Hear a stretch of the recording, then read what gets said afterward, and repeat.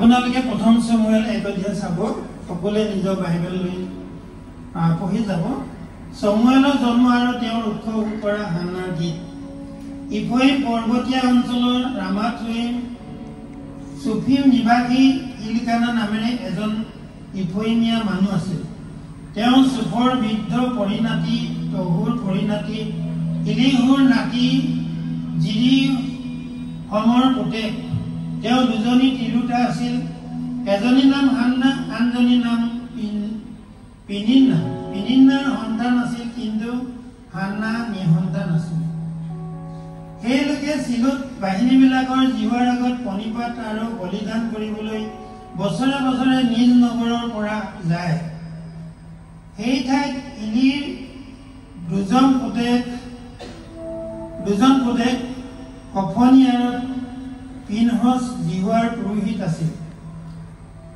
যজ্ঞ কৰা দিনাই ইলকানাই নিজ তিৰোতা পিনিন্নাক আৰু তাৰ আটাই পুতেক জীয়েককো এভাগ এভাগ দিয়ে, কিন্তু হান্নাক দুভাগ দিয়ে, কিয়নো তেওঁ হান্নাক প্ৰেম কৰিছিল। কিন্তু জিহুৱাই তেওঁৰ গৰ্ভ বন্ধ কৰিলে, আৰু জিহুৱাই তেওঁৰ গৰ্ভ বন্ধ কৰাত সতিনীয়েক তেওঁৰ মনত অসন্তোষ জন্মাবলৈ তেওঁক বেজাৰ দিছিল। জিহুৱাৰ যিহলৈ হান্না যিমানবাৰ যায়, তেওঁৰ স্বামীয়ে সিমানবাৰ তেওঁলৈ সেইদৰে বছৰে বছৰে কৰে, আৰু পিনিন্নাইও সেইদৰে তেওঁক বেজাৰ দিয়ে। এই হেতুকে তেওঁ ভোজন নকৰি কান্দি কান্দি থাকে। তাতে তেওঁৰ স্বামী ইলকানাই কয়, হান্না, তুমি কিয় কান্দিছা? ভোজন নকৰা কিয়? তোমাৰ মনত অসন্তোষ কিয়? তোমাৰ আগত মই 10 পুত্ৰতকৈও উত্তম নহনে? এদিন তেওঁবিলাকে চিলোত ভোজন পান কৰি এতালত হান্না উঠি থিয় হ'ল। সেই সময়ত জিহুৱাৰ মন্দিৰৰ দুৱাৰ খুঁটাৰ ওচৰত এলি পুৰোহিত নিজ আসনৰ ওপৰত বহি আছিল। তেতিয়া হান্নাই মনৰ বেজাৰে জিহুৱাৰ আগত প্ৰাৰ্থনা কৰি বহুত ক্ৰদন কৰিলে, আৰু তেওঁ সংকল্প কৰি ক'লে, হে বাহিনীবিলাকৰ জিহুৱা, তুমি যদি তোমাৰ বেটীৰ দুখলৈ দৃষ্টি কৰি মোক সোঁৱৰণ কৰা আৰু তোমাৰ বেটীক নাপাহৰি এটি পুত্ৰ সন্তান দিয়া, তেন্তে মই সি জীয়াই থাকে মানে জিহুৱাৰ উদ্দেশ্যে তাক দিম আৰু তাৰ মূৰত খুৰ লগোৱা নৰো। হান্নাই জিহুৱাৰ সাক্ষাতে দীঘল প্ৰাৰ্থনা কৰি থাকোঁতে এলিয়ে তেওঁৰ মুখলৈ চাই আছিল। হান্নাই মনে মনে কথা কৈছিল, কেৱল তেওঁৰ ওঠ লৰিছিল, কিন্তু তাৰ শব্দ শুনা নগ'ল। সেই হেতুকে এলিয়ে তেওঁক মতলীয়া যেন ভাবি ক'লে, তুমি কিমান পৰলৈ মতলীয়া হৈ থাকিবা? তোমাৰ দাক্ষাৰক তোমাৰ পৰা দূৰ কৰা। তাতে হান্নাই উত্তৰ দি ক'লে, হে মোৰ প্ৰভু, তেনে নহয়, মই দুখিনী তিৰোতা। দাক্ষাৰকী সুৰাপান কৰা নাই, কিন্তু জিহুৱাৰ আগত মোৰ মনৰ কথা ভাঙি কৈছো। আপোনাৰ এই বেটীক আপুনি দুষ্ট তিৰোতা বুলি নাভাবিব, কিয়নো মোৰ মনৰ বহুত বেজাৰ আৰু অসন্তোষৰ কাৰণেই মই ইমান কাললৈ কথা কৈছো। তাতে এলিয়ে উত্তৰ দি ক'লে, তুমি শান্তিয়ে যোৱা। ইজৰাইলৰ ঈশ্বৰ জিহুৱাৰ আগত তুমি যিহৰ অৰ্থে প্ৰাৰ্থনা কৰিলা, তাক তেওঁ তোমাক দিয়ক। পাছে তেওঁ ক'লে, আপোনাৰ দৃষ্টিত আপোনাৰ এই বেটী অনুগ্ৰহপ্ৰাপ্ত হওক। তেতিয়া তিৰোতাজনীয়ে নিজ বাটে গুচি গৈ ভোজন কৰিলে, তেওঁৰ মুখ আৰু বিৱৰ্ণ নহয়। পাছে তেওঁবিলাকে পুৱাতে উঠি জিহুৱাৰ আগত পণিপাত কৰি ৰামালৈ নিজ ঘৰলৈ উলটি আহিল।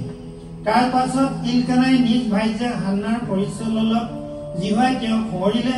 তাতে হান্নাই গৰ্ভাধাৰণ কৰি কাল সম্পূৰ্ণ হ'লত এটি পুত্ৰ প্ৰসৱ কৰিলে, আৰু মই জিহুৱাৰ পৰা ইয়াকে খুজি ললো, এই বুলি তাৰ নাম সমুৱেল ৰাখিলো। Praise the lord. সেইকাৰণতে চাওক, আজি হান্নাৰ সন্তান আছিলে, কিন্তু ঈশ্বৰে কৈছে, মই বাজি তিৰোতাকো সন্তান থকা মাতৃ কৰিব পাৰো। সেয়েহে আমি ঈশ্বৰৰ ওচৰত কেনেকৈ প্ৰাৰ্থনা কৰিব লাগে, সেইটোহে ঈশ্বৰে মোক দেখুৱাই দিবলৈ কৈছে। আজি ইয়াত কিমান তেনেকে সন্তান হৈছে, কিন্তু দুখৰ কথা, আজিলৈকে কোনেও যে মোৰ সন্তানটো হোৱাৰ লগে লগে মই ঈশ্বৰৰ কামত দিম, ঈশ্বৰৰ কামত ব্যৱহাৰ কৰিম, এইটো কোনেও আজিলৈকে মোৰ আগত আহি কোৱা নাই। সেয়েহে আপোনালোকে আজি যদি কয় যে প্ৰভু, মোৰ যদি সন্তান হয়, মই আপোনাৰ কামতে ব্যৱহাৰ কৰিম, তো তেনেকৈ আপোনালোকে প্ৰাৰ্থনা কৰিব। আৰু ইয়াত হান্নাই প্ৰাৰ্থনা কৰাটো কেনেকৈ দেখুৱাইছে? অকল উৎটো লৈ থাকে, হে প্ৰভু মনত উৎটোহে অকল লৈ থাকে যে মোক সন্তান এটি দিয়া। এতিয়া অলপ আগতে আপোনালোকে সাক্ষ্য দেখিলে, তাই ইমান ডাঙৰ এক্সিডেণ্ট হোৱাৰ পিছতো তাই সন্তান হোৱাৰ সম্ভাৱনা নাছিলে, কিন্তু ঈশ্বৰে তেওঁক আজি সন্তান দিলে। এইকাৰণতে ঈশ্বৰে কি কৈছে? এই 2 চমলতে লিখিছে, তেওঁ কি কৈছে? মই ওখ কৰিব পাৰোঁ, চাপ কৰিব পাৰোঁ, ধনী কৰিব পাৰোঁ, দুখীয়া কৰিব পাৰোঁ। এয়া সকলো ঈশ্বৰে কৰিব পাৰে। সেইকাৰণে তেওঁ নি সন্তানজনীক আকৌ সন্তান থকা কৰিব পাৰোঁ কৈছে। এইজন ঈশ্বৰ আমাৰ লগত আছে। আৰু এইকাৰণতে হান্নাই যেতিয়া সন্তান হ'ল, হান্নাই সন্তান হোৱাৰ পিছত তেওঁ প্ৰাৰ্থনা কৰিছিলে, মোৰ মনে জিভাত আনন্দ কৰিছে, জিভাত মোৰ হিং ওখ হৈছে, শত্ৰুবোৰৰ আগত মোৰ মুখ বহলকৈ মেলা হ'ল, কিয়নো মই তোমাৰ পৰিত্ৰাণৰ আনন্দ কৰিছোঁ। জিহুৱাৰ নিচিনা পবিত্ৰ কোনো নাই, কিয়নো তোমাৰ বাহিৰে আন কোনো আৰু আমাৰ ঈশ্বৰ সদৃশ কোনো হিলা নাই। তোমালোকে ইমান অহংকাৰ কথা আৰু নকবা, তোমালোকৰ মুখৰ পৰা দৰ্পৰ কথা নোলাওক, কিয়নো জিহুৱা সকলোকে জানোতা ঈশ্বৰ, আৰু তেওঁৰ দ্বাৰাই কাৰ্যবোৰ তৰ্জুত জোখা হয়।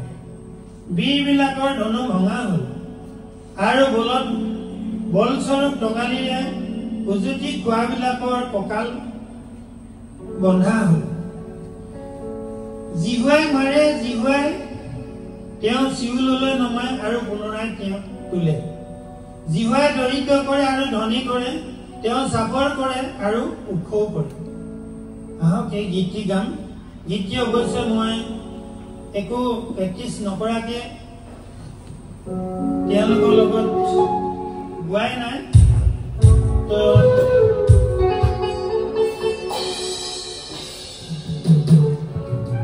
অকণমান ৰিহাৰ্চেল কৰি লওঁ।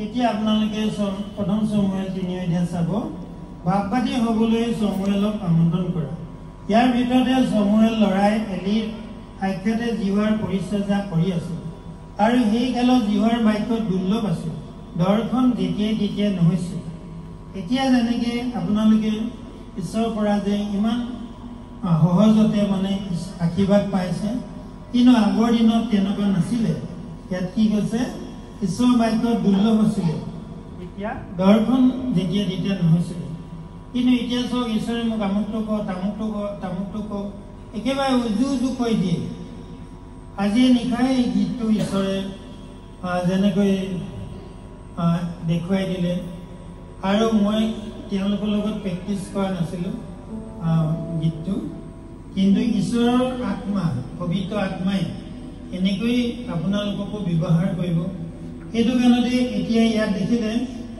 হানাৰ যেনেকৈ এজনী বাজি তিৰোতা আছিলে কিন্তু তেওঁ সন্তান থকা মাতৃ কৰিলে আৰু সেই সন্তানটো ঈশ্বৰৰ কাৰণে যেতিয়া উৎসৱ কৰিলে তেতিয়া ঈশ্বৰে আহি যেতিয়া নেকি তেওঁ পিতৃ বৃদ্ধ হ'ল তেতিয়া ঈশ্বৰে আহি কিনে তেওঁ মাতিবলৈ ল'লে ইয়াতে চাব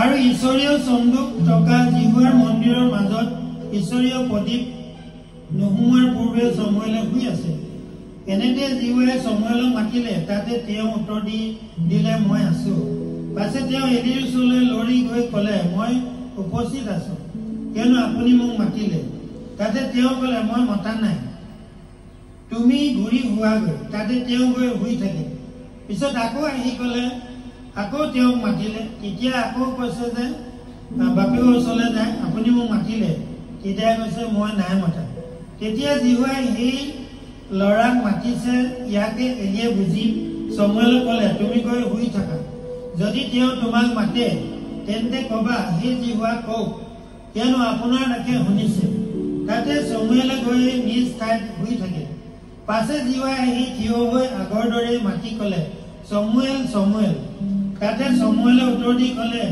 কওক কিয়নো আপোনাৰ নাকে শুনিছে তেতিয়া জিহুৱে সমুৱেলক ক'লে চোৱা মই ইজৰাইলৰ মাজত এক কৰ্ম কৰিম তাক যেয়ে শুনিব সেয়ে আটাইৰে নোম শিয়ৰি উঠিব মই এলিৰ অহিতে তেওঁৰ বংশৰ বিষয়ে যি কৈছিলো সেই সকলোকে প্ৰথমৰে পৰা শেষলৈকে সেইদিনা সিদ্ধ কৰিম কিয়নো মই তেওঁক ক'লো তেওঁ জনা অপৰাধ নিমিত্তে মই সদাকাললৈকে তেওঁৰ বংশক দণ্ড দিম কাৰণ তেওঁ পুতেকতে নিজকে অভিজ্ঞত কৰিলে তথাপি তেওঁ সিহঁতক ক্ষান্ত কৰা নাই এতেকে এলিৰ বংশলৈ মই এই শপত খালো যে এলিৰ বংশৰ যি অপৰাধ তাক বলিদান কি নৈবেদ্য দ্বাৰাই কেতিয়াও মোচন কৰা নহ'ব পাছে সমুৱেলে ৰাতিপুৱালৈ শুই থাকিল পাছে তেওঁ জিহুৱাৰ গৃহৰ দুৱাৰবোৰ মেলিলে তো তেনেকৈ ঈশ্বৰে সমুৱেলক তেওঁ কামৰ কাৰণে বাছি ল'লে ঠিক তেনেকৈ প্ৰভুৱে মোক যেতিয়া দৰ্শন দিছিলে দৰ্শন দিয়াৰ পিছত আমাৰ চামুগুৰিতে এজন ব্যক্তি ওচৰলৈ ঈশ্বৰে পঠিয়াই দিলে আৰু তেতিয়াই মোক ক'লে তই এখন ৰঙা চকী আৰু এখন নীলা চকী আনি থবি কিন্তু কি কাৰণে কৈছে মই নাজানো আনি মই লগে লগে দুখন প্লাষ্টিকৰ চকী আনি থলো তেতিয়া সেই ব্যক্তিজনৰ ওচৰলৈ যোৱাৰ লগে লগে তেতিয়া মই ক'লো আজি মোক ঈশ্বৰে এনেকৈ দেখুৱাইছে তেতিয়া ক'লে আপুনি এটা কাম কৰিব ৰঙা চকীখনে নীলাখনে ৰাখিব আৰু টেবুল এখন থৈ দিব তেওঁ ভেড়া পোৱালিটো আৰু বাইবেলখন আৰু লাখুটিডাল আহিব কিন্তু আপুনি দুৱাৰ খুলি থব কিন্তু মই আগতে যিহেতু মোৰ ঘৰত ডকাই থৈছিলে ডকাই থোৱাৰ কাৰণে মই দুৱাৰ ডাঙহে লগাই থওঁ ক'ত দুৱাৰ খুলি থব আছে কিন্তু প্ৰথম দিনাখন আহি প্ৰভুৱে যেতিয়া নেকি এনেকৈ দৰজা পুখুৰীয়ালে তেতিয়া মই আকৌ কাপোৰ জোক ওলাই মই সোমাই আছো তাৰ ভয় লাগে আকৌ এদিনাখন আহিলে ভৰিকেইটা এনেকৈ দৰজা মুখত মাৰিলে তেতিয়াও মই নুখুলিলো এয়া সমুৱেলৰ নিচিনা একেই হ'ল তাৰ তৃতীয় দিনাখন তেওঁ নিজে সোমাই আহিলে আহি মোক কোলাত তুলি ল'লে কোলাত তুলিছে তেতিয়া মোৰ হাতকেইখন শকত হ'ব আৰু চুইছোঁ যে একো হাড় মাংস নাই তেতিয়া কৈছো প্ৰভু তোমাৰ হাতত হাড় মাংস নাই যে। তেতিয়া প্ৰভুৱে ক'লে আত্মাত হাড় মাংস নাথাকে নহয়, মই তোৰ লগত আছো দেই, তই চিন্তা নকৰিবি। সেই তেনেকে মোক ঈশ্বৰে নিশা আহি কিনে দৰ্শন দিছে। এনেকে কিমানবাৰ আৰু কৈতো শেষ নহ'ব। আপোনালোকে শিৱ মন্দিৰৰ যিচু দৰ্শন কিতাপখন চালে আপোনালোকে গম পাব।